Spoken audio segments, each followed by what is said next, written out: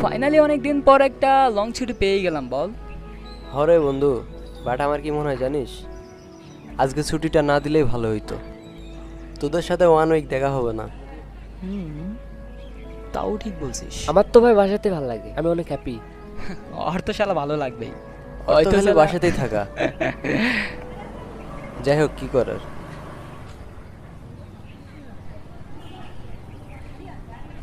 ভাই লোক, আমার মাথায় একটা জোর দাবস প্ল্যান আসছে, জিজ্ঞেস কর কি।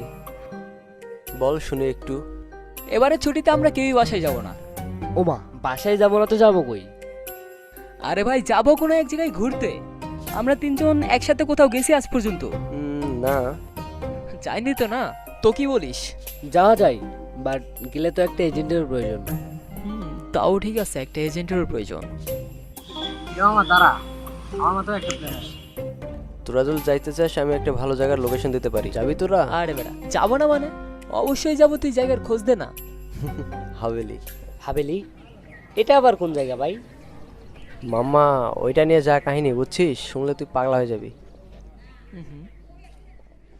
তো মামা, ওইটা হচ্ছে আমার গ্রামের পাশে গ্রাম।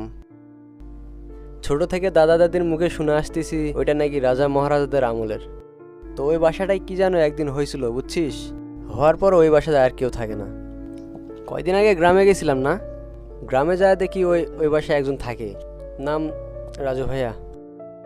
তো তোরা যদি যাইতে চাস, তো আমি ওই ভাইয়াটার সাথে কথা বলতে পারি। যাবি তোরা? হ্যাঁ ভাই, যাবো ভাই। এরকম জায়গা দেখে আমার অনেক শখ। তুই কি বলিস? হাভেলি, সেই পুরনো হাভেলি। ভাই না করিস না ভাই, প্লিজ। আচ্ছা চল যাই। আচ্ছা দাঁড়া, আমি কালকে টিকিট কাটবো সকাল 6টায়, তোরা রেডি থাকিস, একসঙ্গে বাড়াবো। চল। আমাদের তিনজনের বন্ধুত্বটা এমন ছিল যে কেউ কাউকে ছাড়া থাকতে পারি না। তাই ছুটিতে এবার বাসায় না গিয়ে ফ্যামিলিকেও না বলে ঘুরতে যাওয়ার ডিসিশন নিয়ে নিলাম। তো বলতে পারেন আমরা তিনজনই অনেক বেশি এক্সাইটেড ছিলাম।